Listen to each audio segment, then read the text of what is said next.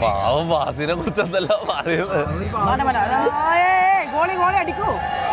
അതാ ഗോളി ഒരു ഗോൾ അടിക്കണം. അതാണ് എൻ്റെ ഒരു ഇത്. അയ്യോ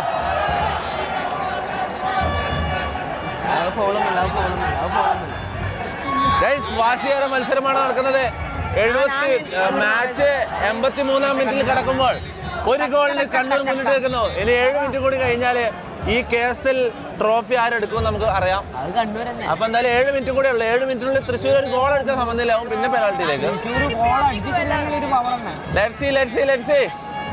Kerala super league season 2 trophy ആരെടുക്കും നമുക്ക് നോക്കാം. കഴിഞ്ഞ പ്രാവശ്യം കോഴിക്കോടല്ലേ അടുത്ത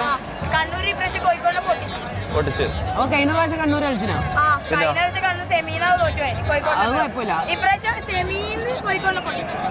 തേങ്ങ വീണു അവിടെ, തേങ്ങ വീണിട്ടേ